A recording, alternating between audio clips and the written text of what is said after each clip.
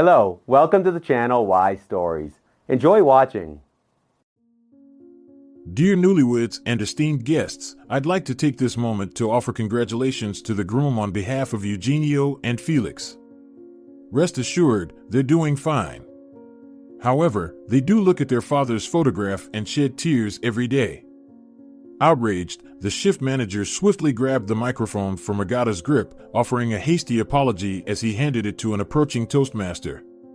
"Follow me, right now," he ordered. He ushered her into the restaurant's storage room and, with a forceful push, she found herself sitting on a small leatherette couch, sandwiched between cardboard boxes, water jugs, and miscellaneous supplies. "Have you lost your mind?" he bellowed, his restraint gone. "What was that display about? Do you fancy yourself some local celebrity? Do you have any idea of the caliber of guests who hold their banquets here?" Agata looked up, her breath ragged and her throat tight. She was more than familiar with their kind. It wasn't long ago when she herself was part of that elite circle, able to host grand parties with astronomical bills. "Why aren't you saying anything?" Daniel erupted.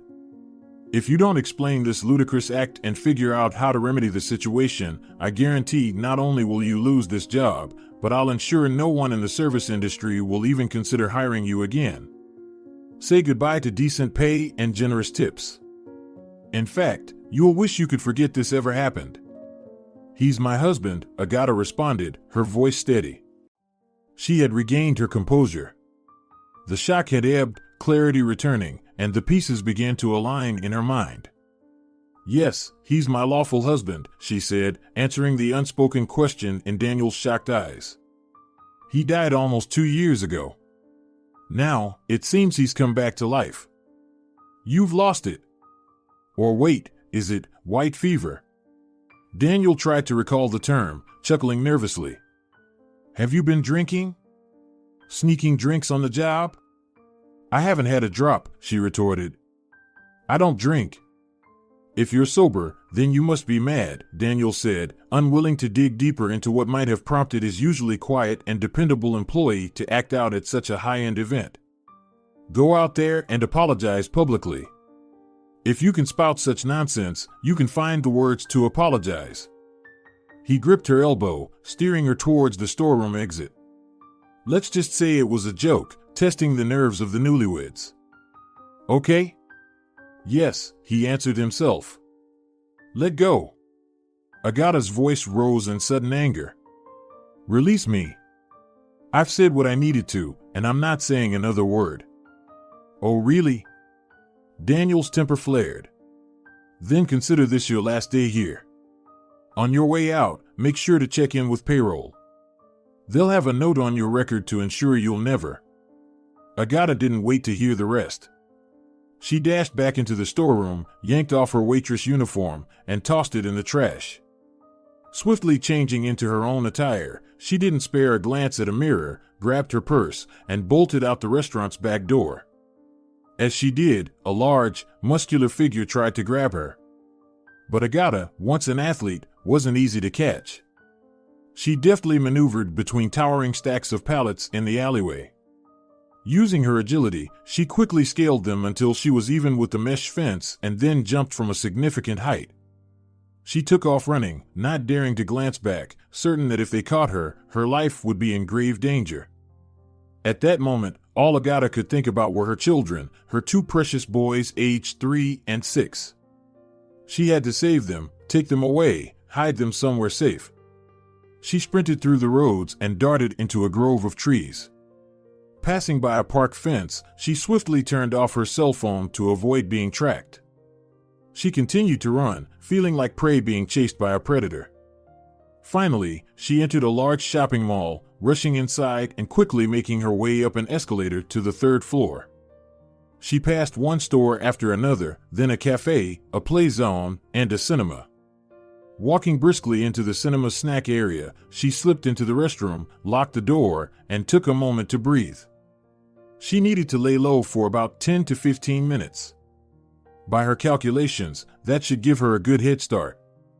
If they didn't catch up to her by then, she could rush back home, pack up, and leave. Leaving again. What other option did she have? 8 years ago, Agata, fresh out of the pedagogical university and a rising skiing talent, met Roberto, the man who would become her husband.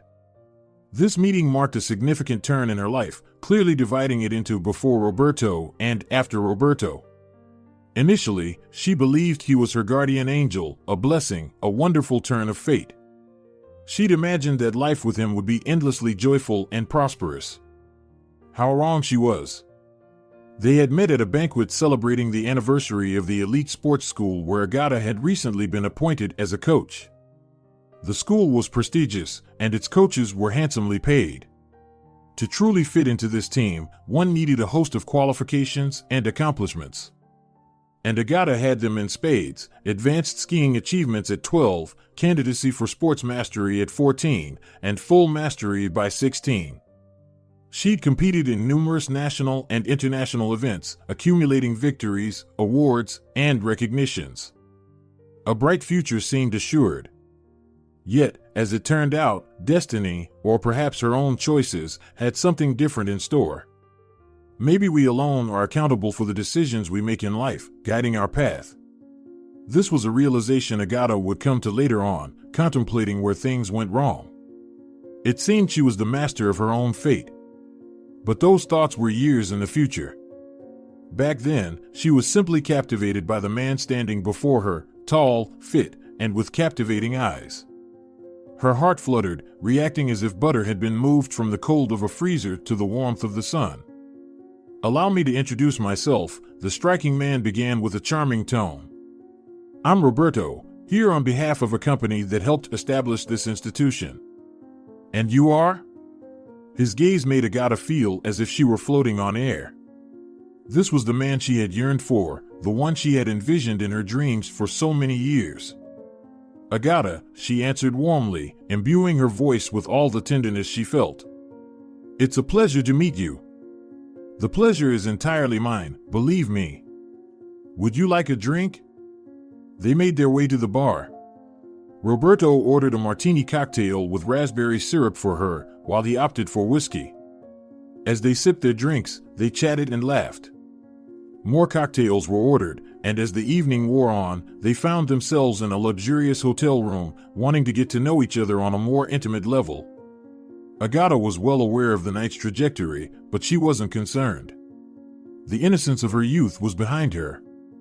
What was there to lose if things didn't pan out? Nothing at all. But if things did go well, she felt she had so much to gain. She had always envisioned a life with a man like Roberto, prosperous, self-sufficient, and able to offer her all that she felt she deserved. After all, she was stunning and fully aware of it. She maintained her beauty meticulously, knew how to carry herself with grace, and had accomplished much in life. Why shouldn't she now enjoy the fruits of her labors in the form of such an appealing, charismatic, and undeniably wealthy partner? Together, they would be the envy of many. By morning, it was clear Roberto shared her sentiments. "Agata, you're incredible," he exclaimed as breakfast was served to their room. "I'll be direct. Romantic gestures aren't really my style. It's not that I'm unwilling to spend on you, far from it, trust me. I just value transparency. Clarity is essential to me. A yes is a yes, a no is a no. I truly appreciate that you didn't play any games or dance around the topic. That means a lot to me. How would you feel if I asked you to be my wife?" "You aren't already married, are you?" he asked, a hint of concern evident as her eyebrows rose in astonishment. "Me?" she replied with a beaming smile. "Absolutely, yes." "Great!" Roberto exclaimed. Yet his enthusiasm felt a bit rehearsed, like a child accustomed to having his every whim indulged. Agata only recognized this nuance later, when reflecting on their relationship's inception. "Get dressed, and we'll head to my parents'," he announced with confidence. "Now? Just like that?" "Straight to your parents," she chuckled, finding the entire scenario surreal. "Yes," Roberto affirmed with a nod. "Why delay? I'm fond of you, and you feel the same about me. We're both grown adults who are certain of our desires. I'm ready to start a family, and I believe you're the ideal partner. I offer you not just love, but also security and provision. I'm confident we'd have wonderful children. That's not a concern for you, is it?" His tone shifted to one of slight apprehension. "Not in the slightest," Agata responded with assurance. "Could I have 30 minutes to prepare?" That very evening, the freshly betrothed pair visited Roberto's parents for a preliminary introduction. Hello, dear." Roberto's aging mother welcomed Agata with the warmth of a long-awaited relative. The prospective father-in-law, reserved by nature, greeted her cordially with few words. Roberto's mother, aged not just in years but also in appearance, embodied Agata's mental picture of a village matron, radiating genuine warmth and kindness. "Oh, bless. We've long anticipated this day. At last, your grandfather and I might see our great-grandchildren," she proclaimed, her eyes glistening as she dabbed them with her handkerchief. Advancing towards Agata, she asked softly with outstretched arms, "May I embrace you, dear?" Touched, Agata leaned down to accommodate the diminutive woman, given her own statuesque stature. Their embrace lingered, and as the seconds ticked by, Agata began to feel the weight of the oddity of the situation. After all, they were practically strangers. Roberto hadn't even briefed his family about her, considering they had only met the prior day. Sensing this, the elderly woman, with a tinge of chagrin, quickly remarked, "Yes, what was I thinking? Please, come to the table, our honored guests. I've prepared some pastries, homemade dumplings, and preserves the blessings from above." "Let's go," Roberto urged, leading her with an expansive grin. "Mother has outdone herself, just look how pleased she is." "Yes, I can see," Agata agreed, thoroughly charmed. At lunch that day, Agata felt like she had surely added a couple of kilograms. Later, she would ruefully think, "Why did I indulge so much? Now I'll have to diet for a week." But how could she have refused? The diminutive old lady watched her with imploring eyes, letting out a forlorn sigh whenever Agata passed on any dish. Until next time, Roberto's mother blessed them as Agata and Roberto left the welcoming home. "Have they lived here long?"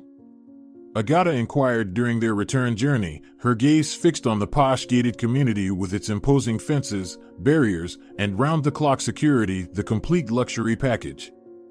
It seemed improbable that these elderly folks could afford such splendor. Their modest home, from which Agata and Roberto had just departed, was dwarfed like a small dinghy surrounded by opulent yachts and imposing mansions. "Oh no, not for long," Roberto clarified. "They used to reside in a regular rural area, and I was born there. Later, when I became financially stable, I purchased this plot for them and had this house built. It's secure, comfortable, and has 24/7 amenities. A housekeeper visits once a week, and there's scheduled lawn care in the summers. Apart from that, my mother handles everything herself. Thankfully, she's still hale and hearty." "Incredible," Agata remarked, gazing at Roberto with newfound respect. It's noteworthy how some individuals, once they're financially independent, remain so devoted to their aging parents. They had already slated their wedding for the upcoming month. Clearly, Roberto had influential contacts. On their wedding day, they were greeted like VIPs, ushered to plush seating, and handed their pre-filled marriage documents. All that remained was to verify the details and affix their signatures. "Get accustomed to this," Roberto quipped with a triumphant smile as they exited the registry where other anxious couples were still stuck in a lengthy line. "With me by your side, rest assured you'll always experience the finest." "How do you pull this off?" Agata wondered aloud, her previous expectations eclipsed by this newfound opulence. "It's all down to the damned metal," Roberto said with a wry smile. "The world, you see, pivots around it." Agata quickly grasped the extent of Roberto's influence. Her life had taken a complete 180-degree turn. The opulent, enchanting wedding that a professional agency arranged for her and Roberto exceeded her wildest dreams. Among the many luxuries was a champagne fountain, and not just a metaphorical one. An impressive, life-sized fountain, complete with a marble base and gleaming sprayers, gushed champagne instead of water. Guests could either dip into the expansive bowl of bubbly or fill their glasses as they pleased. Illuminated by captivating evening lights, the fountain flowed for a full 2 hours. Many guests, already in high spirits, indulged themselves by relishing the extravagance.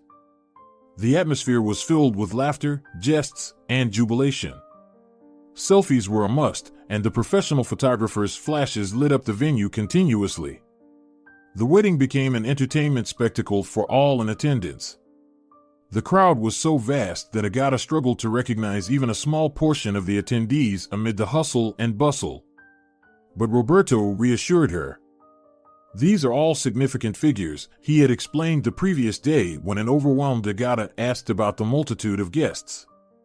While they had only a few close relatives and genuine friends, Roberto encouraged Agata to invite everyone she knew. Predictably, no one declined. Word of her engagement to Rodriguez circulated their professional network faster than hot gossip. "You've hit the jackpot, Agata," was the typical response she got. "How did you pull this off? Get ready for the good life. But remember us little people and still hit the gym." "I'm not going anywhere," Agata would affirm to them. Yet, the knowing smiles that met her assurances began to unsettle her. It felt as if they were privy to something she wasn't. "You won't mind if I continue my training in competitions, right?" she broached with Roberto during a rare quiet moment amid the festivities. "Of course not," he replied. "Train and compete to your heart's content, at least until we have kids.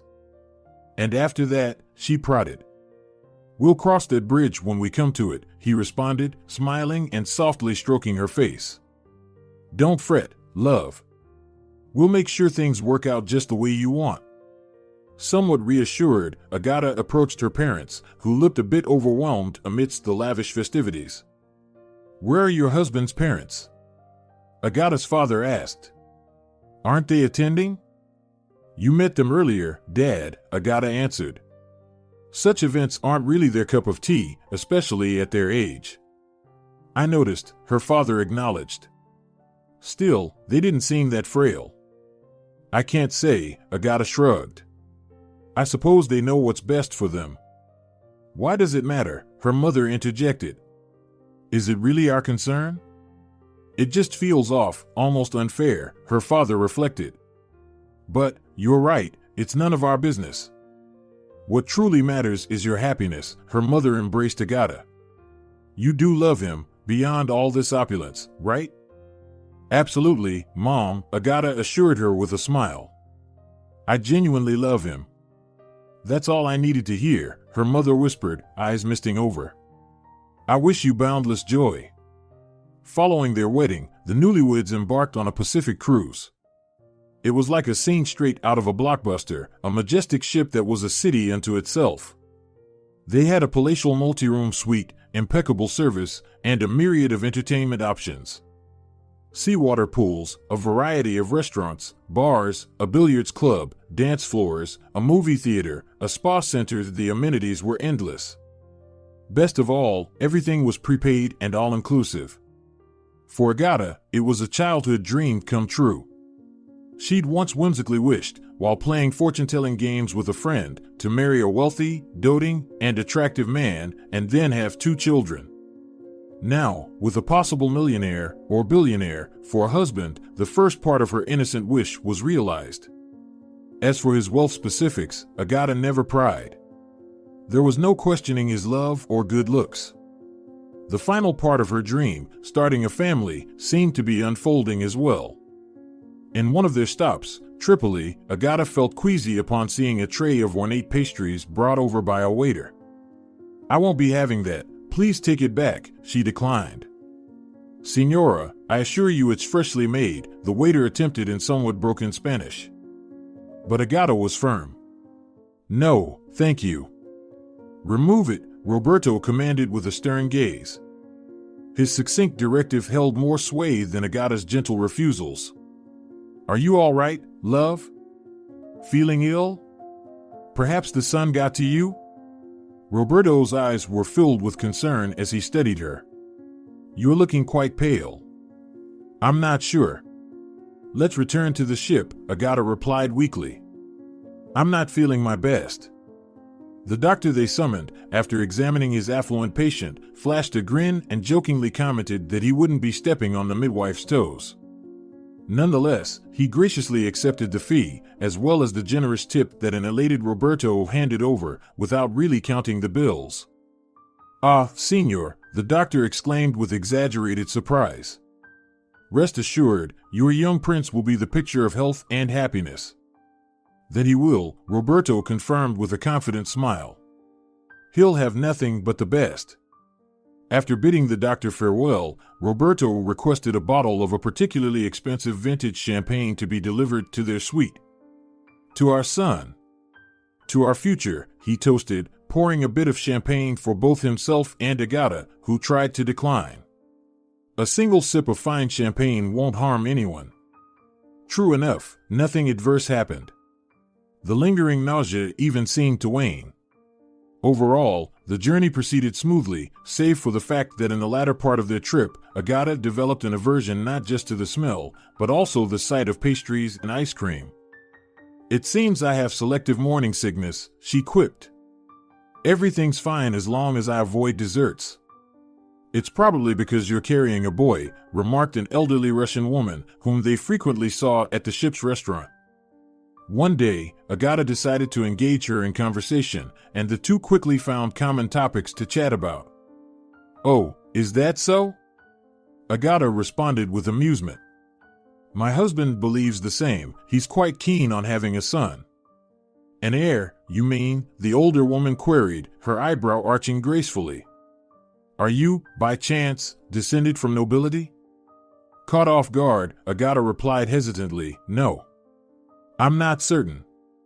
With a gentle demeanor, the elegant woman clarified, "My dear, the term heir is traditionally reserved for contexts where the child is either from a lineage not less esteemed than that of a count or in reference to an upcoming monarch. Just some food for thought, my dear." She regarded Agata with a mix of tenderness and perhaps a touch of regret. Money alone, even vast fortunes, does not grant someone entry into high society. Yet, these days, many seem to think it does, she remarked, signaling the approaching waiter. "Dear, please bring me a cup of coffee." "Of course," the waiter replied with enthusiasm. "With lemon and 1 sugar?" "Just 1 spoonful of sugar," the aristocratic woman clarified with a gracious smile. Agata had come to learn that this was Georgia Bosques, the sole remaining scion of a once sprawling and distinguished ancient lineage. Only a shadow of their immense wealth remained. However, it was evidently substantial enough to afford the luxuries of life, such as this cruise. "And your esteemed husband's profession?" she inquired, delicately stirring her coffee with a slender silver spoon. "He's in business," Agata responded promptly. "In business?" the woman echoed pensively. "In my day, no one would have simply said an occupation. It would have been deemed too vague." "I'm not entirely sure," Agata admitted sheepishly.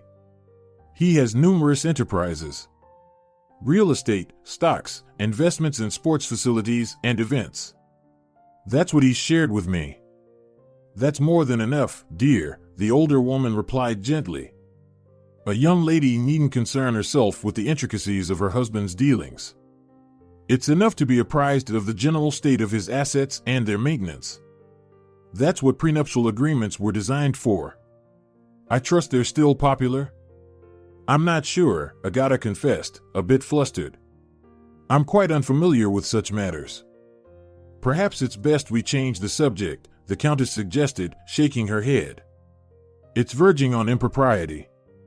Tell me, are you enjoying our little journey?" "Little?" Agata questioned, taken aback.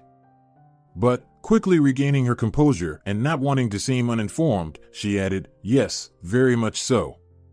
Everything's been perfect, save for my condition." "My dear," the Countess consoled, tenderly caressing Agata's hand, her own ensconced in a lilac silk glove. "There's no greater joy than motherhood awaiting you." "Thank you," Agata replied gratefully, and, compelled by curiosity, inquired where might one acquire such exquisite gloves. In Paris, naturally, the Countess responded nonchalantly. You must visit me when you're there. I'll personally introduce you to the best places. I'd love that, Agata said, her smile radiant. Internally, she marveled, now, I can truly afford such luxuries. At the end of their chat, Georgia Bosquez handed over her business card. Embossed on sturdy cardstock was the Countess's name and initials set against a blue background adorned with a golden emblem. It also bore her Parisian address and, quite modernly, a phone number. There was no email address, suggesting that this particular form of communication was beneath her. After the cruise, the young couple made their way back. To be precise, Roberto was returning home, while for Agata, it was a completely unfamiliar, sprawling mansion. It was akin to a castle, situated on a vast piece of land, its exact size and hectares known only to God. Once, out of curiosity, Agata attempted to find the property's boundaries. Roberto had vaguely gestured towards the thick woods, mentioning a fence. During her exploration, she stumbled upon mushrooms and berries and trudged through a complicated mess of fallen trees, yet the elusive fence remained undiscovered.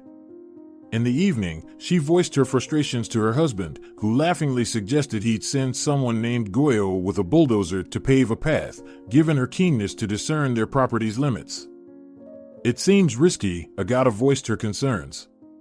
What if someone sneaks through the forest and into the house? No one will manage that, Roberto assured her with a chuckle. That's why we have security. Not even a fly can breach the garden pergola. This pergola, a grand green arch festooned with fragrant honeysuckle, demarcated the boundary between their meticulously groomed garden, reminiscent of an English formal park, and the encompassing woods. It took Agata several months to familiarize herself with the myriad passageways, rooms, galleries, attics, cellars, and hidden crannies of their expansive estate. Of course, they had swimming pools, one outside and another indoors. Other amenities included a bathhouse, sauna, hammam, multiple garages, and living quarters for the staff, a sizable group that necessitated proper accommodations. The estate also boasted various outbuildings, garden pavilions, and intricate topiaries crafted from rapidly growing shrubs. Truly, one could reside here indefinitely without a hint of ennui. Agata's pregnancy evolved without complications. Physicians would make house visits, a luxury she grew accustomed to. They opted for a home birth, assuming no unexpected issues arose. Necessary medical apparatus was set up, transforming one of the rooms into a makeshift hospital ward. Everything transpired smoothly and with remarkable speed. Before she knew it, Agata was cradling their son, Eugenio, a healthy baby boy weighing 3.5 kilograms. Roberto's elation was palpable. Within a month of Eugenio's arrival, he orchestrated a grand celebration, inviting what seemed like half the town. Agata was hesitant, given their child's tender age, but Roberto was insistent on showcasing their heir. He'll be safe. We'll present him from a distance, that's all, Roberto comforted her. Let's just enjoy ourselves. All right, Agata conceded, I trust it'll be all right. Indeed, the lavish party went off without a hitch. Agata made an early exit, her priority clear, to nourish and lull her baby to sleep. Rest now, my darling. I cherish you, my dear son. She declined numerous nanny offers, retaining only 2 whom she personally selected. They alternated shifts, occasionally lamenting that their employer left them with minimal tasks. She was adamant about handling nearly everything herself. Agata genuinely devoted most of her time to her son, relishing in feeding, bathing, conversing with him, and lulling him to sleep.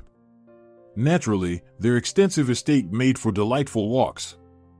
For the first 6 months after Eugenio was born, Agata set aside her sporting pursuits and any semblance of work. She ventured out a few times, but swiftly lost the zeal for what now appeared to be a fruitless endeavor. Why seek employment? They were already in possession of every imaginable luxury. Nevertheless, she gradually reintegrated her training regimen, reviving her routine workouts to restore her postpartum physique. 2 years into this serene existence, she was expecting once more, and soon enough, the couple was blessed with another son. Roberto continually lavished Agata with presents. Following their firstborn's arrival, she was gifted a state-of-the-art, luxurious red Mercedes, and after their second, a renowned brand's diamond necklace, not to discount the ceaseless stream of smaller tokens. Engrossed in his profession, Roberto was incessantly in meetings or traveling, occasionally vanishing for days. Yet Agata never felt overlooked or envious. She never surmised he was attempting to create a rift between them. Quite the opposite, Roberto endeavored to allocate ample time for his family. He cherished their children, bestowing abundant care upon them. He participated in swim lessons with the elder and frequently indulged them with new toys, presents, and treats. They undertook numerous family trips overseas, and even more often, the couple would steal away on romantic retreats, entrusting their children to a trustworthy nanny. It was an enchanting period. To this day, despite subsequent events, Agata looks back on those irrecoverable years as the pinnacle of her life. However, calamity struck, as it often does, without warning. One day, a stark departure from his customary disposition, Roberto arrived home exuding an aura of melancholy and restraint. He reprimanded the staff, an action he'd never resorted to before, and even rebuked their young son. After dinner, a concerned Agata inquired, "What's amiss?" "Nothing, dear," he responded, his tension ebbing slightly. "Just some challenges at work. It's been a grueling day." "Come," she beckoned with a reassuring smile, "I'll treat you to a soothing massage," guiding him to a room resembling a home spa. But a few days later, the cycle repeated, the shouting, the anger, the piercing glares. This continued for some time until it seemingly subsided. Agata, believing the storm had passed, let out a sigh of relief. Hence, the day Roberto returned home around lunchtime, an oddity, as he never came back that early from work, and frantically began packing his things while instructing Agata to do the same, was all the more alarming. "We have 1 hour to pack. Get the nannies to help you with yours and the children's belongings. We'll take as much as can fit in one car, we're leaving." "Where to?" she asked, perplexed, as no vacation had been planned. "I'll explain later," he muttered, rushing back to his study. He frantically searched through drawers and cabinets, shredding and burning some papers. "Roberto," she ventured into his study, her eyes welling up. "What's going on? At the very least, tell me what to pack, for a beach or a mountain trip." "What resorts?" he snapped. "We're not heading to any resort. We just need to lay low in a secure place for a bit." "A secure place?" Concern lined Agata's face. "What's happened?" "No time." His frustration was evident. "No time for questions, Agata. Just pack and let's move." "How do I explain this to the staff?" "Tell them whatever you want." "Damn the staff. Damn everything." In a fit of fury, he hurled a hefty paperweight at the bookcase's glass door. The ornate glass let out a somber tinkle as it shattered, scattering sharp fragments on the rich parquet flooring. Like the troll's mirror, Agata mused, reflecting on the Snow Queen fairy tale where a malevolent troll's magic mirror becomes a harbinger of manifold human miseries. Roberto, lighting a cigarette and clearly agitated, sped off in the car.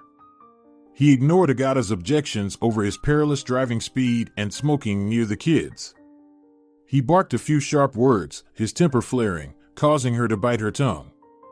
Nestled in the back with the children, she held them close, silently praying for a safe journey. Hours later, they pulled up to a nondescript roadside motel to rest and attend to the crying children. Roberto settled for a modest triple room, noting they'd resume their journey at dawn. As the night settled, Agata lulled the restless boys with a familiar song, wearing her customary smile, doing her utmost to make it all seem like just another ordinary day. "Just a short trip," she soothed them. "You'll see, it'll be fun." "I want to go home," the elder child whimpered.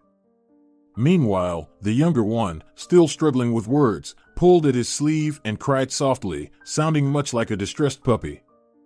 Eventually, their fatigue and worries took over, and they drifted to sleep, sprawled out across the large bed. Agata watched them, gently closing the door behind her, and stepped onto the petite veranda. Roberto was there, seated on a wicker chair, seemingly on his umpteenth cigarette of the day. She quietly settled onto the adjacent chair and placed a cup before him she'd brought from the room. "Here, chamomile tea," she offered, her voice quivering slightly. "I had packed tea bags from home."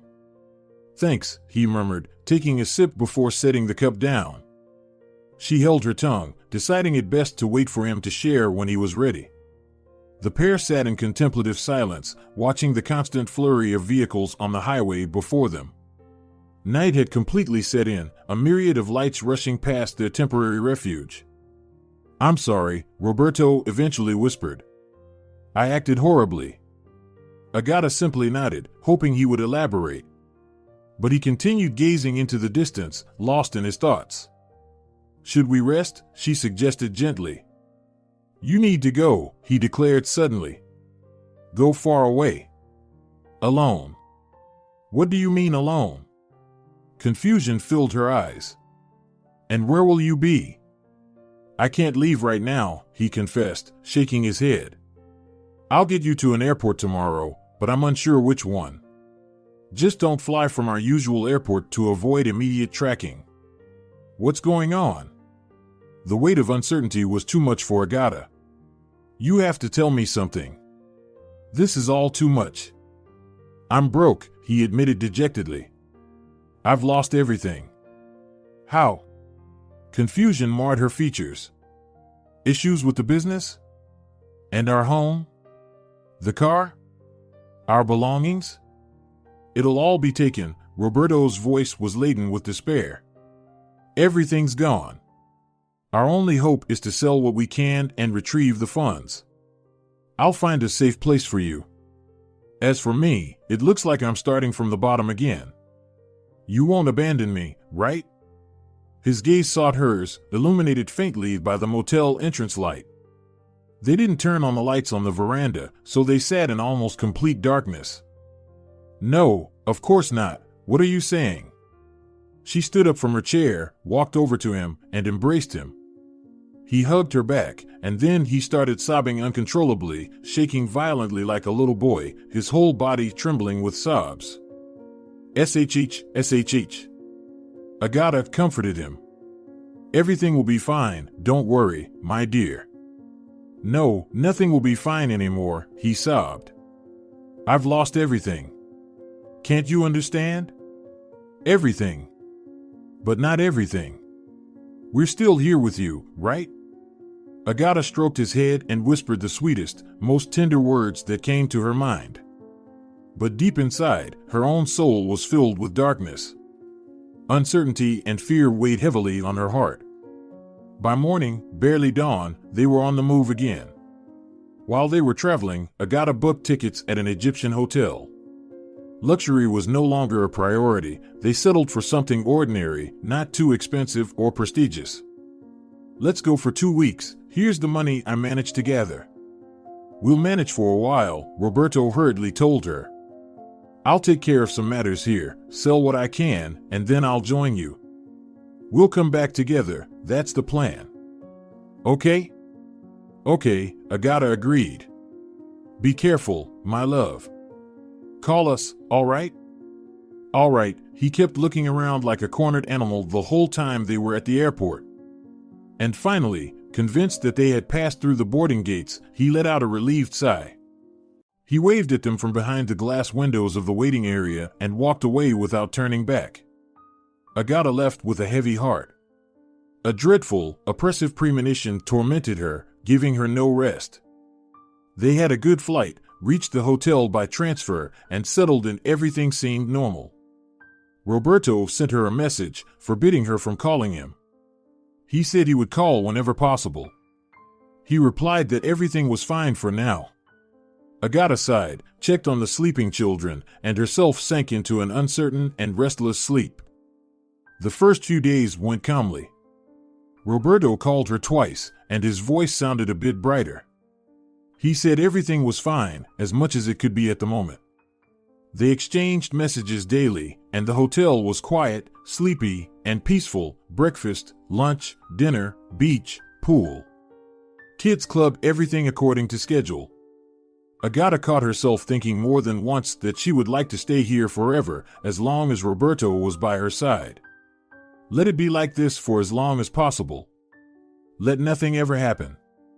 And the best news would be the absence of any news. Towards the end of their short vacation, Roberto called once again and said he couldn't come to them. He told them to fly back on their own, and he would meet them at the airport. Agata sighed and started packing their suitcases. What awaited them upon their return? She didn't know. In the worst case, we'll have to go to my parents, she thought. I'll sell the car, the jewelry, everything will be sold, all those damn trinkets. We'll live like ordinary people. I'll find a job. It's nothing, really. As long as we're all alive and well. No one met them at the airport. Roberto's phone was unreachable, and Agata's heart was filled once again with that horrible premonition that had haunted her a few days ago. She dialed her husband's number over and over, but the relentless voicemail of the mobile operator repeatedly announced, in a mechanical voice, that the subscriber was either not answering or temporarily unavailable. The children whined, and Eugenio, the eldest, kept asking, "Where's Papa? When will Papa come?" Agata clenched her fists and smiled, comforting him as best she could. After waiting for as long as she could, she hailed a taxi to the train station. She arrived there, unloaded the children and their suitcases, and went to the ticket counter to buy tickets to her hometown. They had to wait half a day at the station before the train they needed departed.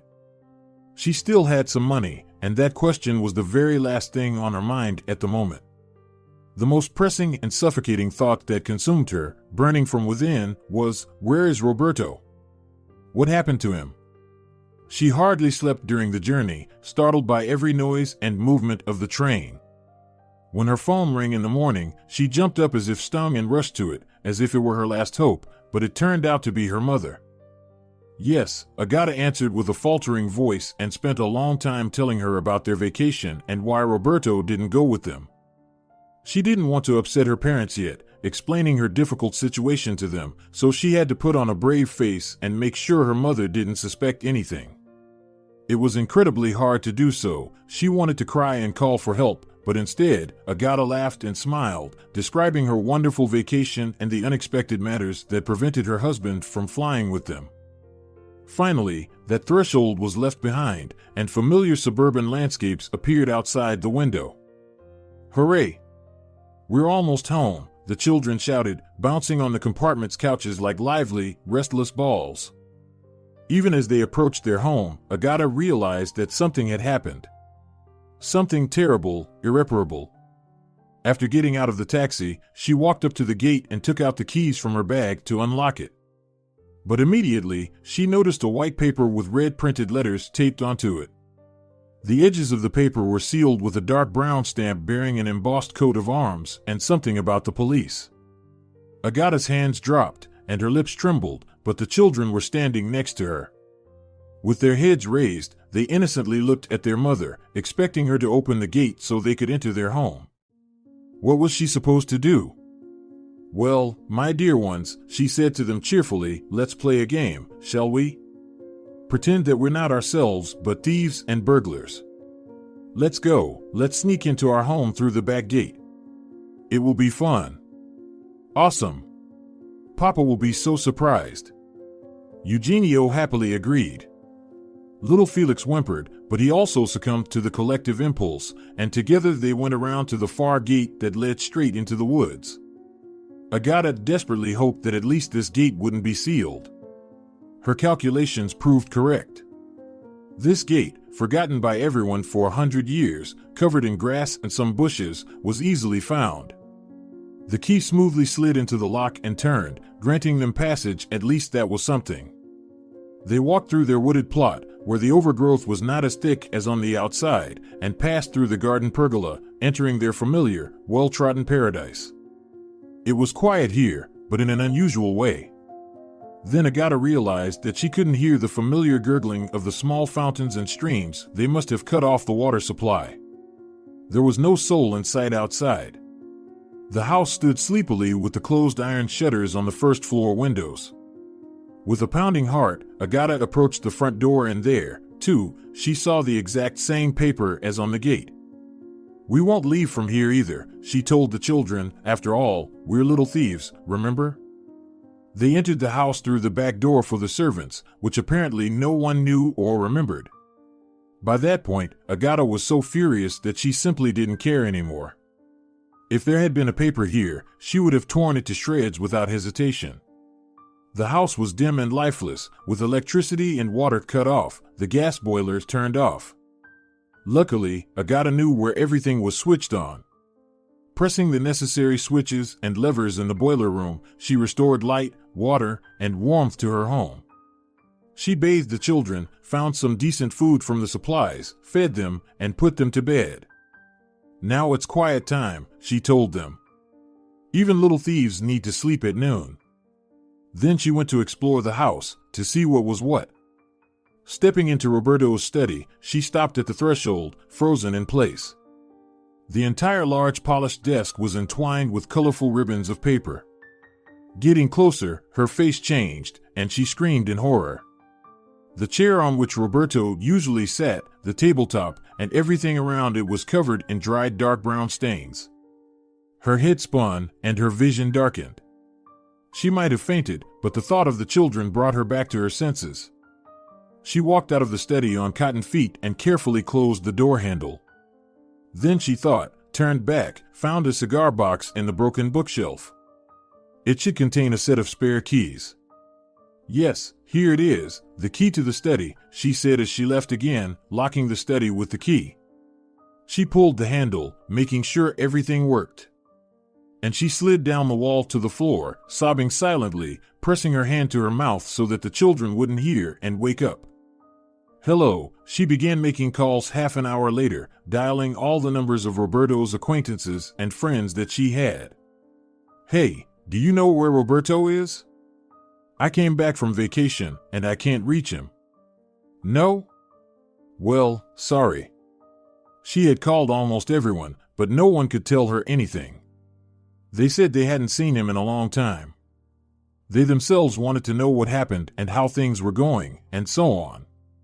Roberto's elderly parents shared a mobile phone between the two of them. It usually lay somewhere in their hallway, and they wouldn't hear or answer it for days. Only occasionally, when they felt lonely, they would call Roberto themselves. Usually, he received all the information from the gardener or the cleaning lady who came to tidy up. It made no sense to call them. Maybe she should go and see? Perhaps he had sought refuge there to escape troubles? At least let someone call. Agata thought in despair. And then, as if on cue, the phone on the smooth kitchen table jumped from a sudden, piercing ringtone. Yes, she cautiously answered the unfamiliar call. Agata Rodriguez, they confirmed in a dry, official tone on the other end of the line. Yes, it's me. Her heart tightened again, missing a beat. I'm a detective from the Special Affairs Department, the caller said. Have you returned to the country? Yes, Agata replied, stunned. Where are you calling from? We know everything, the detective interrupted her. We called you many times, but you didn't answer. My husband told me not to answer unknown calls, Agata said with a faltering voice. Can you tell me where he is? What happened to him? Where are you right now? The detective asked instead of answering. At home, Agata said. I will come to you within an hour. Don't go anywhere, all right? All right, she agreed, placing the phone on the table and resting her head on her hands as she stared out the window. And she sat like that until the arrival of the detective. In hindsight, Agata wanted to remember this part of her story the least. By then, she had already felt in her heart what had happened, and the detective's arrival didn't bring her any particularly unexpected news. Your husband, Roberto Rodriguez, according to the preliminary investigation, took his own life, he told her as if reading her rights before an arrest. This happened 4 days ago, on the 26th of July. Oh, my God, she covered her face with her hands and froze, collapsing in despair on the chair. Oh, God, no. No. Gathering herself, she lifted her changed face, her lips now pale, and asked the detective, "Where is he now?" "The body is at the morgue. You will have to come for identification, although I must warn you that the face has been severely damaged." "It's unlikely you will be able to recognize him by his face," the detective replied. "Is it necessary?" Agata asked hoarsely, swallowing hard. "I'm afraid so," the detective replied heavily. Everything blurred into a heavy gray haze that filled the entire world. She took the children to her parents, briefly explaining the situation. Her mother wailed, drank valerian, and called the grandchildren poor orphans. Her father simply hugged Agata and told her to stay strong, not to worry about the children for now. Agata was very grateful to him for that, even to this day. Then came the morgue, the identification. She barely glanced at the body, there was nothing left to recognize. "Yes," she said weakly and nodded almost imperceptibly. "It's him." And with her inner vision, she could only see that horrible dried stain in the study. "All right, sign here." And endless papers, paperwork, interrogations. As if she were somehow to blame for all of this, and as if everything that had already happened wasn't enough. Their assets were seized due to debts, including her car. "Since you don't have a prenuptial agreement, half of this car belongs to your husband," the detective informed her. "Unfortunately, there's nothing I can do about it. You, as the heir, and the children are entitled to what remains after settling the creditor's claims." At the notary's office, she was told the same thing, more or less. It turned out that Roberto's parents were also heirs, and somehow mandatory ones, supposedly because they were already pensioners and couldn't refuse their share. Agata no longer cared, and it was clear to her that these creditors would leave nothing standing. Of what could be sold, she managed to retrieve only her jewelry, which she took to a pawnshop. It was something, of course, but still far less than the amount Roberto had once spent on them. She also sold several expensive watches, branded handbags, and various odds and ends she could gather from the house. With all the money earned, she bought dollars and opened a foreign currency account in her name. The notary told her that she would inform her of the remaining real property when the procedure with the creditors was completed. She took the necessary things for herself and the children and moved them to her parents' place. And for now, that's where they settled. Roberto's funeral was very modest, if not to say poor. When the investigation finally allowed them to retrieve and bury the body, only she, her father, and a few close friends gathered around a simple and inexpensive coffin. Roberto's parents seemed completely devastated by grief and, at the same time, somewhat indifferent, or so it appeared. Once again, Agata caught herself thinking that both of them seemed utterly unreal to her. She was amazed when, on the day she broke the dreadful news to them, her elderly father-in-law cautiously pulled her aside and said, stuttering and embarrassed, "My dear, we weren't actually Roberto's biological parents." "What do you mean?" She stared at him in silent astonishment. "We're from the same village as his real parents. We're considered distant relatives to them. His father died of bitter drink, and his mother hanged herself when he was just a little boy. Well, many years have passed since then. And how he himself came into the world, he came to our homeland, found us, and asked us to, how should I put it, well, pretend to be his real parents. That's it." The old man guiltily shrugged his shoulders. "I see," Agata said, stunned, looking at her fake father-in-law, unsure of what to say. Finally regaining her composure, she managed to say only, "You understand, I'm in a difficult situation now. Roberto left behind nothing but debts. I'm afraid I won't be able to help you like he did." "I understand, of course," the old man waved his hands. "We've already discussed everything. We've decided this, we'll sell this house and return to our village. The money we get from it will go to you and the children. We don't need any of this. Roberto used to give us money every month, so we're giving it back to you, dear. You're going through a hard time now. With our pensions, the old lady and I have saved up over the years, all thanks to Roberto, may he rest in peace. The old man sadly lowered his gaze and chewed his lips. Oh, my God. Agata was moved. Thank you. Thank you so much. She hugged both old people goodbye and left that little house forever. Everything turned out just as they promised. The sale of the plot and the wooden house yielded a surprisingly decent sum. In addition, there were the savings that Roberto used to transfer to the old couple. Agata's foreign currency account was replenished with new, quite substantial deposits. She breathed a little easier. She could now look into her own and her children's future with some optimism. Moreover, she found a lawyer recommended by her friends, who initially told her that she had come too late, that things could have been arranged much better. But afterward, Agata realized that it was nothing more than a professional bluff. Now or later, she inherited a mere fraction of Roberto's immense wealth, half the value of her car and a small portion from the sale of the estate and assets. The creditors had swept away everything else.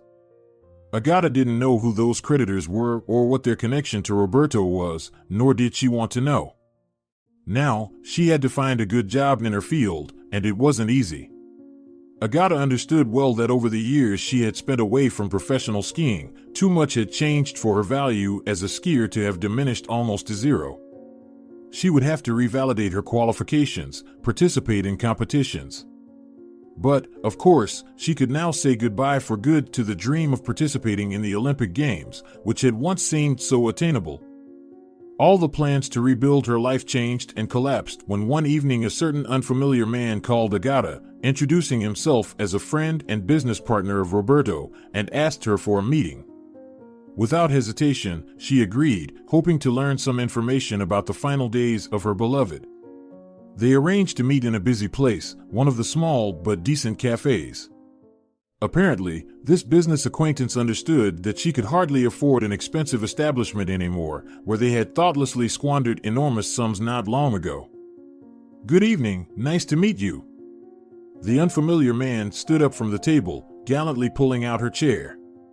He glanced at her with a sharp assessing look and smiled. "I can see Roberto didn't exaggerate your virtues." Agata didn't respond to this forced, far-fetched compliment. She simply looked at her counterpart in a way that made him shrink back and quickly say, "Well, why did I say that? Allow me to express my deepest condolences to you." She gave him a cold nod and asked the waiter for the menu. She ordered only coffee for herself and firmly rejected the clumsy attempts of this stranger to order anything else for her. "Let's get down to business," she said, smiling stiffly. Yes, of course." He took out some papers from his briefcase. "These are for you. Please, no unnecessary questions or emotions. Take a look at them at home. In short, these are lease agreements for bank safes and several accounts in your name. Roberto left them with me and asked me to pass them on to you if—" Here her interlocutor fell silent and lowered his head. "I understand," she said, now softer to him. "Thank you." "So, well," he perked up with her acknowledgement. "He also left you a letter. Please take it. And I guess I'll go now. I doubt you'll need my company anymore. Best of luck to you." The man left the cafe, and Agata remained seated at a small table by the window in a cozy, dimly lit corner. With a pounding heart, she carefully unfolded a plain white sheet from a daily planner on which Roberto had hastily written the following in his handwriting. "Agata, my dear. Forgive me for everything, but there is no other way out. Leo will pass on to you everything I managed to save. It's just a drop in the ocean, but it will allow you and the children to stay afloat for some time. I am entirely to blame before you, and I am fully aware of it. But right now, the most important thing is this: upon receiving this letter, leave the city immediately. The people who ruined me will soon realize that I outsmarted them and took away a portion of the assets. These are the very documents that Leo will give you. They must not know that you still have them. Withdraw all the money and transfer it to anyone, your parents, friends, take it in cash. Just make sure nothing is in your name. Please, do it as I wrote, it's for your own safety. Leave, hide the money, and start over. And I implore you, be careful, beware of everyone. Take care of the children and yourself too. Hug the boys for me and tell them that their daddy loves them very, very much. Loving you forever, Roberto. After reading the letter, Agata neatly folded it, put it in her purse, and walked toward the exit of the cafe. She didn't even realize that bitter tears were streaming down her cheeks. Agata didn't hesitate for long about where to go. She had a very good school friend who had moved to the big city to study several years ago. Many times since then, she had invited Agata to join her, enthusiastically describing the beauty of that ancient splendor and the advantages of living there. But Agata was far from enthusiastic about the local climate. She had visited with her parents long ago during her school years. However, now it seemed to her the only right decision. And she still fully trusted Viviana, despite not having seen each other for many long years. As a result, Agata did everything as Roberto instructed. She closed her accounts and safe deposit boxes, and she stored almost all the money in a hidden place she had known since childhood. She kept only enough for settling down in the new place, renting or taking out a mortgage for an apartment, buying a simple car, and keeping a certain amount of cash in foreign currency as an emergency fund. She firmly decided not to touch the main capital. It was all for the children, their inheritance from their father. Yes, it was safer not to flaunt any criminal money. That's how she and the boys moved to another city. Viviana was a great help during the initial period, showing her around and often taking the children to her place so that Agata could attend to her affairs. Viviana and her husband had a large apartment in a new building near the city center, and they also had a son who was about Felix's age. Additionally, they had a big shaggy dog, a parrot, and some other pets. The boys happily stayed with Aunt Viviana, playing with their new friend Franco and having fun with the furry, good-natured dog. Meanwhile, Agata tried to establish her life somehow. She wasn't accepted into any decent sports clubs. Too many years had been lost. Only one of the state ski sections treated her with kindness. Agata agreed to join them. After all, she had to start from somewhere. But the salary there was meager, so she started looking for side jobs and soon came across a good opportunity: occasional outings with a service team for organizing wedding celebrations, banquets, and similar festivities. They required an attractive appearance, good physical fitness, and endurance, all of which Agata possessed. The interview went well, and she was hired by the agency, even obtaining an employment contract on the side. Now, her financial situation improved, although she had to work diligently without rest on weekends and holidays. Often, she traveled far from her new apartment to countryside clubs and numerous moored yacht restaurants. Here, once again, they were serving an expensive, lavish wedding in an upscale restaurant on the outskirts of the city. It was similar to the one Agata herself had once had. However, she didn't regret all the luxuries of her previous well-off life in the slightest. She only deeply longed for Roberto and often lamented the cruel fate that deprived her sons of their biological father. So, when, in a sudden moment, she recognized her own late husband in the imposing groom, all the blood in her body rushed to her head. Rage clouded her eyes, and Agata, not understanding why or what she was doing, grabbed the microphone from the sound engineer's table and spoke those cruel words for the entire hall to hear. They simply burst out of her. And then that imbecile started chasing after her. Now, sitting in a restroom stall, she deeply regretted what she had done. What had she done? Perhaps that wasn't Roberto after all. Now Agata wasn't so sure anymore. Maybe she should go back and apologize. What had gotten into her head that someone wanted to catch her, to harm her? Maybe the security guard had sent his own people to stop her, to bring her back. To make her come to her senses and rectify her impulsive act. Or was it not? What if she had imagined it all? What if Roberto was alive? Then why did he do this to them? No, she didn't want to believe that. After agonizing minute by minute and not knowing what to decide, Agata cautiously slid the latch and stepped out. It was quiet and empty everywhere. The entrance door creaked, and she tensed up like a cat preparing to pounce. But it was just a stranger, probably from the movies. Then another one, and another. Agata realized that one of the screenings in one of the halls had ended, and a fairly large crowd would soon be exiting onto the street. She washed her hands, glanced at herself in the mirror, shook her head decisively, and also walked out. She rushed to the nearest subway station and headed home. Or rather, first to Viviana's place, where Viviana was sitting with her own children and hers as well. "Hi, how are you?" Agata greeted her. "Everything is great," her friend smiled. "You're here early today." Mama, her sons ran out and, interrupting each other, started telling her about some new game. "We finished early," Agata explained. "Shall we have coffee?" "Sure," Viviana agreed. "Or maybe some wine." "That works too," Agata wearily sank onto the couch. "I'm feeling a bit off. And I'm worried for no reason. You know. Is everything really okay here? What could happen to us?" Viviana laughed. "Franco and Felix not sharing Legos is the biggest problem of the day." "Well, thank God for Felix," Agata sighed with relief and took a sip from the glass her friend had brought. "Phew. And how is Pablo?" "Pablo is fine," her friend nodded, referring to her husband who was away on a business trip. "He's working." They continued to sit and chat about various things. Then Agata started gathering the children to go home. Fortunately, they both lived close to the subway station, convenient, nearby, and easy to reach almost anywhere. That's why she didn't bother buying a car for now, she figured it would do. Upon arriving home, she sent the children to the bathroom and then to bed. Agata took care of a few household chores herself and then stretched out in front of the TV to have a cup of coffee before sleep and watch something light. Unbeknownst to her, she dozed off, sweetly dozing and wrapping herself in a blanket.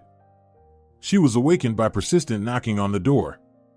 She had long turned off the doorbell so that it wouldn't ring when the children were asleep. Sitting up abruptly on the couch, she listened anxiously for half a minute, trying to determine if it was just her imagination. But no, here it was again, the knocking. Carefully approaching the door, she peeked through the peephole. No one was visible. Just as she was about to step back, deciding that no matter who it was, she wouldn't open the door for them, that's when that unsettling, insistent knocking sound echoed again. Agata went to her children's room, closed the door tightly behind her. She returned to the entrance, listened at the jamb, and said a little louder, "Leave, or I'll call the police." The knocking stopped, and soon she heard faint, cautious footsteps retreating. After such an incident, sleeping was impossible, so Agata went to the kitchen to boil the kettle. Just then, a notification chimed on her phone, and she swiped off the lock screen to read the message, "Agata, please open the door, it's me, Roberto. We need to talk." The phone slipped from her hands and fell to the floor, the coffee spilled, the cup shattered, and she, covering her mouth with her hand, locked herself in the bathroom, turned on the water, and finally let her emotions loose. She whimpered and howled like a she-wolf. Some time passed, she didn't count how long. It was already deep into the night when she emerged from the bathroom, checked on the children, everything was in order. Tomorrow, or rather today in the morning, she had to go to work, but her head was pounding, and her whole body ached as if in a fever. Agata made up her mind, to hell with this job, she would take sick leave. She cautiously approached the phone lying on the floor, pressed the mute button. Then she took 3 tablets of Corvalol at once, some calming drops, made her way to the couch, and sank into a deep, heavy sleep. Mama, soft little hands gently tapped her arm. "Mom, wake up. We have to take Felix to daycare and me to school." "Hello, little one." Agata opened her eyes and smiled tenderly at her eldest. "Do you really want to go to school?" "Well, not really," Eugenio whispered. "But we have to, right?" "You know what?" Agata suddenly decided, feeling refreshed after finally getting some sleep and surprisingly feeling quite good despite yesterday's events. "Let's take the day off today." "Can we?" her son asked doubtfully. But it's Monday. If we really want to, we can, Agata assured him convincingly. Come on, let's go make waffles. Waffles, her son exclaimed joyfully and ran to the kitchen. Soon Felix woke up too. And the three of them spent a wonderful morning, taking their time. Agata called her workplace and informed them that she would take a couple of days off due to illness. She sent the same message to the school and daycare. With a clear conscience, she cleared the table, took the boys for a walk in the park. She had already forgotten when they all went out for a walk like this. Lately, they were always at Viviana's place, and it was time to put an end to that. Otherwise, she wouldn't see her own children grow up. Agata didn't yet have a clear plan of action and made a conscious effort not to think about Roberto. Every time she recalled the events of the previous day and evening, a wave of anger surged through her, directed at him and everything in general. Agata clenched her teeth tightly, trying not to scream out loud. Instead, she ordered herself to calm down, not to think about anything at all, and calmly walked with her children, enjoying their company in the surprisingly beautiful sunny weather. After a long walk, they went to an ice cream cafe. The boys were delighted, unexpectedly experiencing a fairy tale-like Monday. Of course, she understood that Roberto would eventually show up again. So, she wasn't surprised when she received another message inviting her to meet, accompanied by several pleading emojis. It's just ridiculous, honestly, Agata thought with bitter irony. Did it really require staging everything as if he had died just to leave his family? Couldn't it have been any simpler? She wound up her nerves once again and replied that she could meet later in the evening. She sent a link to a small cozy cafe where they often sat with Viviana. However, how everything would play out and what she would say to her resurrected husband seemed very uncertain to her. At the appointed time, she did indeed see him near her table. Agata purposely arrived early to put herself in a more advantageous psychological position. She wanted him to search for her gaze while she observed from her corner. Well, she looked, Roberto had changed little, except for growing a neat little beard. Ah, there you are, my dear, he approached her, smiling guiltily. She held out her hand in a warning gesture. No dear or anything like that. Can you even imagine what I've been through? And the children? Agata, Roberto sighed heavily and sat down on a small couch opposite her. I'm truly sorry. It was all necessary. Really? She looked at him with a devastating gaze. Necessary for what? So you could peacefully marry another woman? Women have nothing to do with this, he waved his hand dismissively, making a disgusted face. You know I love only you. I don't know anything, she said softly, so as not to attract attention, but firmly. Nothing at all.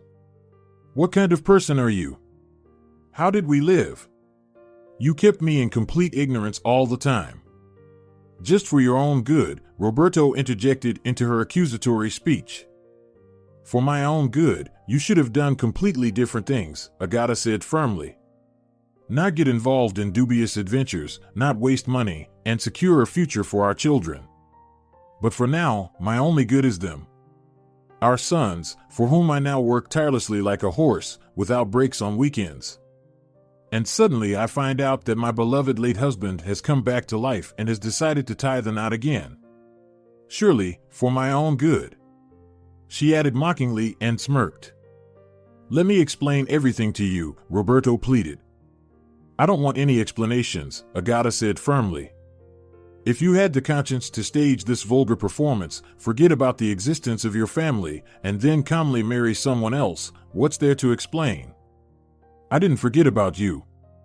Roberto protested. I think about you and the children every day. And this wedding, you see, it's just a show. Like everything you touch, Agata sneered bitterly. Starting from your fake parents and ending with our entire life together. Let's say you think that way for now, Roberto agreed. If you hadn't accidentally stumbled upon all of this and witnessed it yourself, he sighed awkwardly, then after some time, I would have come to you myself, you know. Agata remained silent, looking at him with eyes devoid of sight, filled with bitterness. This new wife of mine is the niece of a very influential person, you understand?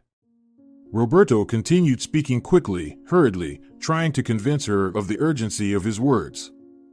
I need his support to extricate myself from the mess I've gotten into. Start over. Once I get back on my feet, I'll get a divorce, and we'll be together again. Do you really think that? Agata asked, with a nervous laughter in her voice. Is that your grand plan? Fix your life at someone else's expense and then discard the person who loves you like a used cup, right? I wouldn't be surprised if you obtained your previous prosperity through the same counterfeit means. Well, it all deflated like a soap bubble, she said sadly. Now Roberto fell silent, sulking and furrowing his brows, waiting for her to say something else unpleasant about him. So, my dear, Agata said mockingly, forget even the thought of returning to me and the children. For them, you're dead, and that's it. There's no point in trying to resurrect what's dead, we'll only cause them more pain. Surely, you're no longer Roberto, or am I mistaken? No, Roberto reluctantly admitted. Well, let's leave it that way, Agata concluded. The money you sent with Leo, I withdrew it, just as you instructed, and hid it in a safe place. It's a fresh start in life for our children and me. I'll do my best to raise them as good people, and they'll only know that their father loved them very much. Someday, I'll tell them that it was the last thing he wrote in his farewell letter. That's the image of their father. It's the best they can have, wouldn't you agree? And it's also a decent starting capital. When they grow up, it will be up to you to reveal yourself to them, whether you're alive or not. I believe it's unnecessary, but I can't influence you, unfortunately. You should do what you think is necessary and right. Just think deeply before doing anything. Well, now, farewell. And please don't call me anymore, I beg you. Agata stood up, nodded to her unfortunate ex-husband, who had unexpectedly risen from the dead, and left the cafe. He remained sitting at the table, lowering his head and absent-mindedly tapping his spoon against the cup. Several years passed. Eugenio and Félix grew up and excelled in their participation in the skiing section, among other students taught by their mother. Agata had long found another job more suitable for her than working as a waitress at other people's celebrations. She conducted classes in several clubs and fitness centers, trained the junior national ski team, and frequently traveled abroad, accompanying her young athletes to various competitions. Success once again accompanied Agata, and her life entered a new peaceful and enjoyable phase. It was, of course, a bit challenging being alone with two teenage boys, but she had grown accustomed to it over the years. The boys grew up to be intelligent and obedient. The elder one was already a candidate for the title of Master of Sports, just like Agata once was. And the younger one wasn't far behind. There were whispers circulating in certain circles about him being an outstanding talent in skiing. One day, they went to Switzerland with the team to watch a biathlon race. Eugenio leaned more towards this sport and wanted to see the famous competitions live. After watching the athletes race, which they followed breathlessly, Agata and the boys decided to go to a nearby restaurant to warm up and have a snack. One of the world's most famous alpine ski resorts was nearby, and the next morning they planned to test their skills on the challenging and exciting slopes. Mom, look, Eugenio cautiously tugged at Agata's sleeve, pointing with his eyes at the man sitting at the adjacent table. That's the biathlete who won the race today. Oh, come on, son, Agata replied quietly. If it were him, he wouldn't be sitting here alone. Besides, he's the favorite and the star. No, really. I'm telling you, it's him, the persistent teenager insisted. I'm going to express my admiration to him. Go ahead. Agata agreed, tired of trying to dissuade her stubborn son. Just remember, don't say that I didn't warn you. What do you think? She asked Félix, her younger son. I don't know, he shrugged. He does look similar, I guess. But I wouldn't be so sure. Félix took after his mother, being as cautious and diplomatic as Agata herself. Meanwhile, Eugenio increasingly reminded her of his hot-headed and stubborn father. She sighed, fearing that he might repeat his father's terrible mistakes. Suddenly, lively English conversation could be heard from the neighboring table, and a delighted Eugenio, shining like a newly minted coin, returned not alone but with a man he approached effortlessly. "Meet Mr. Klaus Dastenschifter," he introduced him to his family. "And this is my mom and younger brother. They're also skiers," he added in English to his companion. Agata couldn't believe her eyes. The winner of today's competition was indeed standing before them. Regaining her composure, she expressed her pleasure in meeting him and invited him to join them. "I'm very grateful," the athlete politely responded and took a seat at their table. Soon, they were chatting merrily, sipping hot grog and non-alcoholic mulled wine, and agreed to go skiing together the next day. "Pleased to meet you, Agata," Klaus unexpectedly said in Spanish with a noticeable accent as they were about to leave. "You speak Spanish?" she exclaimed in surprise. "What a surprise!" "Yes, but not very well," Klaus confessed. "My mother is Spanish, but she lives in France." "That's wonderful." Agata smiled. "It makes things much easier, as I speak English terribly too." Everyone laughed merrily and went to their rooms. The following day was filled with sparkle and joy. After having their fill of skiing, Klaus spent a long time explaining and demonstrating real biathlon techniques to Eugenio, whose eyes lit up with joy. "Your son is truly talented, a young athlete." Klaus praised him, stumbling over his Spanish expressions. He could achieve great results among modern biathletes. "Well, let him train," Agata calmly remarked. "It will all depend on him. Training, training, and more training. That's what they say in my professional circle." "Oh, yes." Klaus agreed. "That's very true. By the way," he added, turning to Eugenio, "tomorrow there's a qualifying round for those who want to join my coach's group. He's a very strong mentor. Would you like to give it a try?" "I'd love to," Eugenio responded, "but I doubt they'll allow me to participate." "I'll put in a good word for you," Klaus promised, winking at the boy. "And you put in a good word for me with your mom, deal?" "Deal," the boy agreed without hesitation. "But what do I need to do?" "I need her to agree to accompany me to the gala dinner being organized today to celebrate our team's victory," Klaus explained.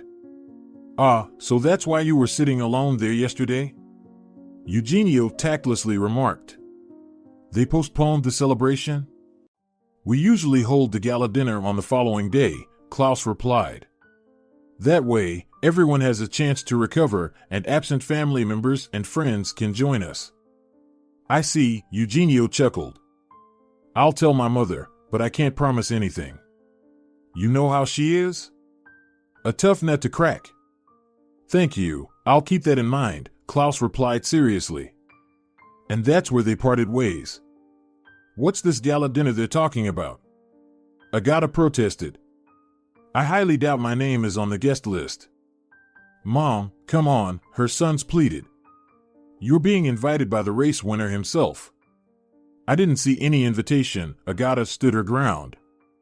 Just then, there was a knock at their chalet door. Felix went to open it and returned with a huge bouquet of roses. The bouquet had Klaus's business card and an invitation card to the gala dinner, signed by the head of the International Biathlon Federation. "Well? What did I tell you?" Eugenio triumphed. "Huh? Now it's a completely different matter," Agata smiled. "Of course, I'll go. But how do I inform them of my acceptance?" This question was also resolved quite soon. After a while, an assistant of the famous athlete arrived and brought a large flat box. "Mr. Dastenschifter humbly asks you, madam," the messenger bowed, "to accept this modest gift and informs that he will come to pick you up at 8 o'clock. There was no way to refuse. Inside the box was a gorgeous dress that fit Agata perfectly. "Mom, you look like a movie star," the boys exclaimed unanimously. "Behave yourselves in my absence." Agata warned them and left an hour later with Klaus, who also looked like he belonged on the red carpet, dressed in a sleek black suit and bow tie. "Do you not have a more suitable companion for this evening?"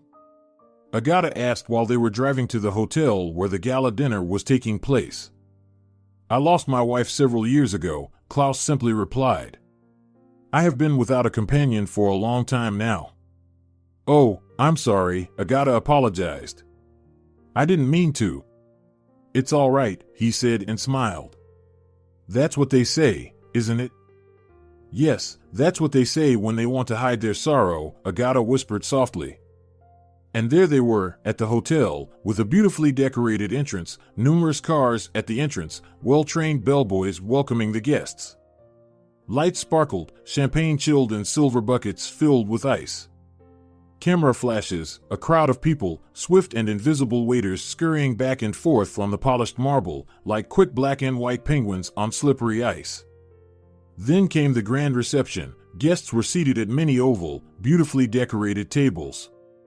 Drinks were poured, exquisite dishes served, speeches given, and, of course, champions of the competition were awarded. Klaus was among the front rows. He received his award, delivered a brief thank you speech, and within 5 minutes was back at his seat, next to Agata, who looked absolutely stunning in a long violet dress adorned with ostrich feathers and sequins. You and Maman must visit us in France, Klaus told her. Oh, really? Agata smiled. I was invited to France once before. A long time ago. So many years have passed, and I still haven't made up my mind to go. Then it's high time to make it happen, Klaus told her. We'll stroll through the Champs-Élysées, admire the Eiffel Tower, and take a boat ride on the Seine. That sounds very romantic, Agata agreed. Perhaps I'll take you up on your kind invitation someday. Not just any way, no, her companion persistently continued to push his agenda. I would like you to come to me very soon. And not just as a guest, he looked at her meaningfully. Then in what capacity should I be? Agata clarified. I would like to introduce you to my mother as my future wife, Klaus replied. Agata almost spilled her champagne in surprise. I'm sorry, what did you say? Yes, Agata, you didn't mishear, he said. I have the honor of proposing to you, and I ask you to accept this modest gift as a token of my eternal love. Suddenly, he pulled out an elegant flat box from his jacket pocket and, upon opening it, handed it to Agata. He even went down on one knee. Stunned, Agata sat there like a statue, not knowing what to say. It was all too unexpected. But the audience at their table and those nearby quickly realized what was happening and greeted Klaus's actions with enthusiastic applause. Agata blushed like a lobster, quickly grabbed the box, her eyes sparkling, and muttered something unintelligible as she headed for the exit. Klaus caught up with her immediately. Did I offend you in some way, Agata? No. She stopped, breathing heavily. It's just not right. It's too unexpected and too fast. Tears welled up in her eyes. It's wrong, she exclaimed and rushed out of the hotel, not even bothering to get dressed. But he followed her and draped a fur cape over her shoulders, which she, in her distress, hadn't even thought to take from the wardrobe. Forgive me, Klaus said, looking into her eyes. But I simply can't miss my chance. I fell in love with you at first sight. I never thought it could really happen like this. I don't believe in love at first sight or rushed marriages, Agata replied seriously. Let's just say I've had a negative experience. Of course, I am in no way rushing you. Klaus assured her.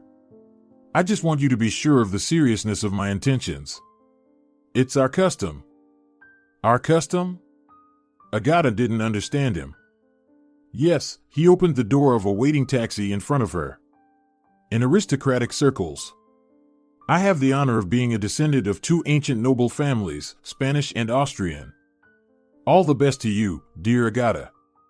I hope we will see each other tomorrow? I think so, she said to him, smiling. See you later. See you later. He waved after her, and the taxi disappeared around the corner.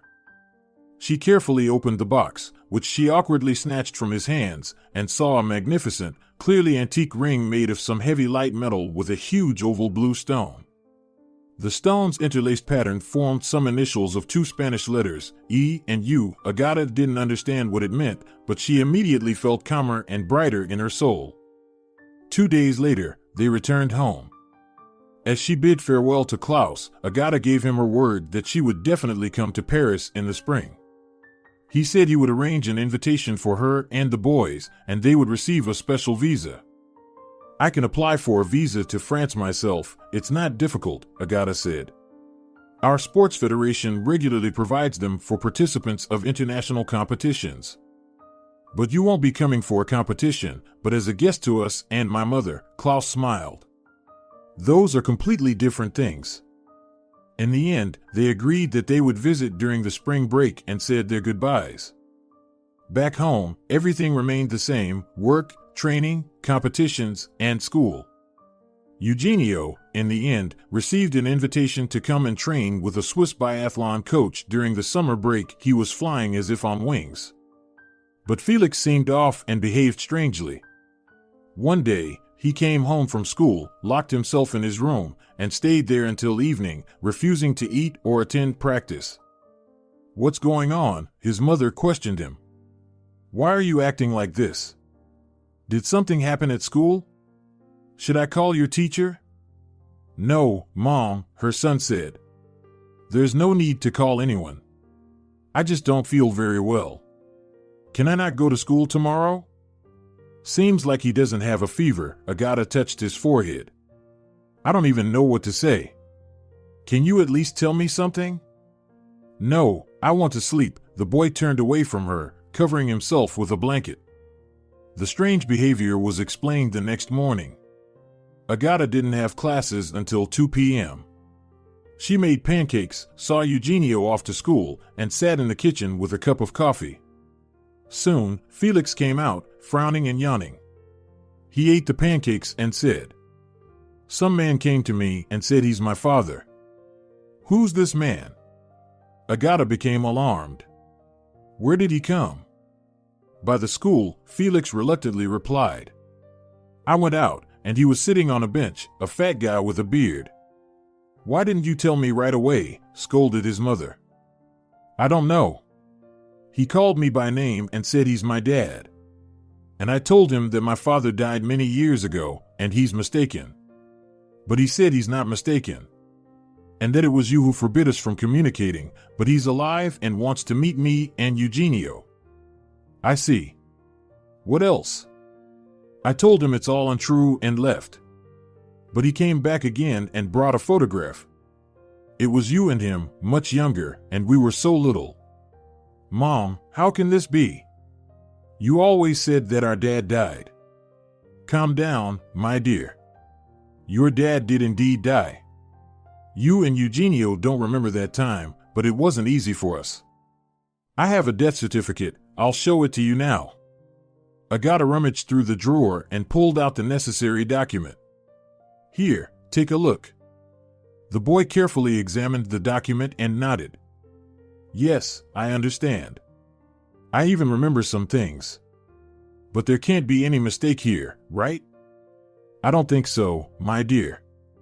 I saw your father myself, you know? Anyone can obtain a photograph." "But what does that person want then?"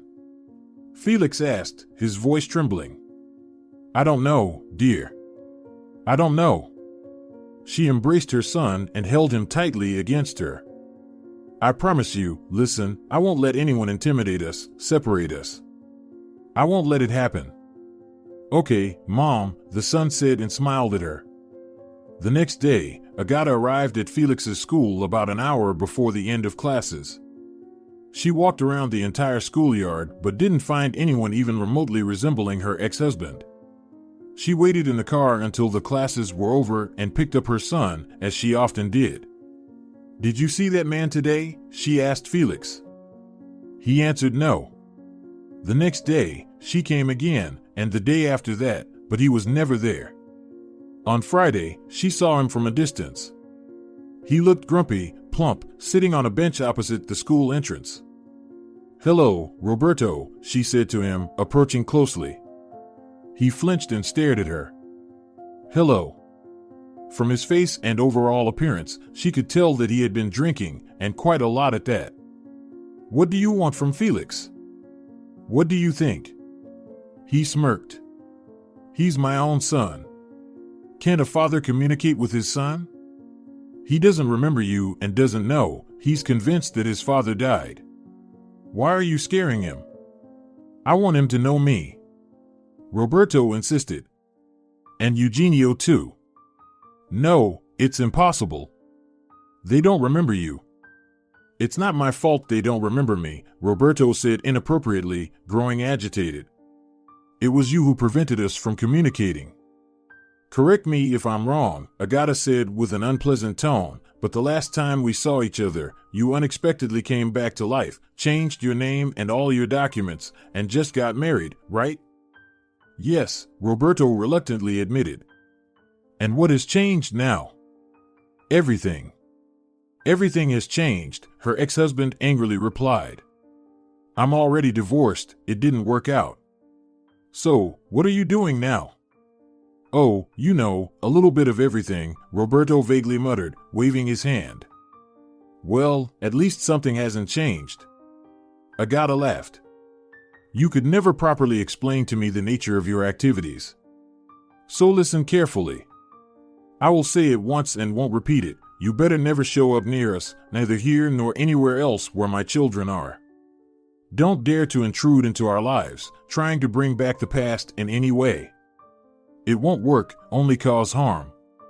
And if you continue in the same manner, I will report to the police that some individual regularly scares my underage child. I doubt you can documentally prove that you're his father. So, here's some good advice for you: leave and never come back. Understood?" "Understood," Roberto meekly said, and immediately looked at Agata imploringly. "Just give me some money from what I gave you with Leo, please. I'll give it all back, I swear." "Money?" Agata exclaimed. "Oh, I see. So, you're in need of money, huh?" "Yes," Roberto nodded. "How pathetic and insignificant you've become." Agata looked at him with disgust. "That money is for my sons. I didn't take a penny from it and haven't spent it. And it won't go to you either, don't even think about it. That money is their foundation, their safety net. Call it whatever you want. And it's an inadequate compensation for the absence of a father in their lives. What were you thinking when you were involved in your dirty business, which you ultimately paid for? Certainly not about your children. Now go and never return. Otherwise, I will make sure justice is served." Agata turned and walked resolutely towards the school entrance. Spring in Paris greeted them with the fragrance of blooming trees and shrubs. It was an explosion of colors and scents. On every corner, from the tiniest window of every shop, there were flowers, flowers, flowers. The whole city seemed to be immersed in countless hues. It was magnificent. And Klaus, meeting them at the airport, brought a lovely bouquet of delicate irises and narcissus. "Welcome," he said. "How was your flight?" "Everything went well," Agata smiled. "We're not even that tired." They got into the car and drove along boulevards, bridges, and streets of this ancient and beautiful city, admiring everything that crossed their path. "What's this? Look at the beauty!" Agata and her sons exclaimed in awe again and again. Delighted by their reactions, Klaus sat next to the driver and, turning back, explained and narrated various things. They toured the entire city of Paris and then headed towards the countryside. There, they encountered magnificent views, albeit different, endless hills, winding paths, neat little houses that seemed like toys lined up along the road. Soon, the car stopped near beautiful lacework gates engulfed in blossoming magnolia and living hedges of yew. Behind the gates, there was another road, a small one covered in fine white gravel. It led through a park and ended at a genuine castle that looked like it came out of a textbook on the Middle Ages. "Welcome to Chateau de Martin," Klaus declared ceremoniously, opening the car door for Agata. Inside, the ambience perfectly matched their vision of a noble estate and aristocratic life. Elegant, with great taste. It was both simple and splendid. In the enormous ground floor, a large table was set, and after freshening up and resting from the journey, a well-trained footman invited everyone to the drawing room. A little later, a maid in a uniform and white cap brought in an elderly lady in a wheelchair, her hair completely white and her back straight. Despite being in a wheelchair, this lady looked rather good. "Allow me to introduce my mother," Klaus said. "Georgia Vasquez." Agata's eyes widened. It was the same elderly lady she had met during her honeymoon cruise in the Mediterranean, of course. "And this is my dear Agata," Klaus leaned towards the old woman. "Remember, Mom? I told you about her." "Of course, my dear," the Countess spoke in a creaky elderly voice. "I remember everything perfectly. Besides, I have already had the pleasure of meeting this lady." She smiled at Agata. "Do you remember me, my dear?" "Oh, of course, I remember you." Agata approached closer and kissed the woman's hand, clad in her trademark silk glove. "And I also hope for your assistance in choosing accessories." "Yes, of course." The Countess laughed. "I haven't forgotten about that either. How many years have passed since our little journey?" "I'm afraid quite a lot," Agata tactfully replied. Klaus looked at them, bewildered. How could these dear women, who were so close to his heart, know each other? Noticing his gaze, the Countess turned around and said, "My boy, if you behave properly, one day we will tell you the story of how we met your chosen one. Perhaps." Both of them laughed carefreely, and Eugenio whispered to Felix, "Listen, little brother. It seems like we don't know anything about our own mother yet.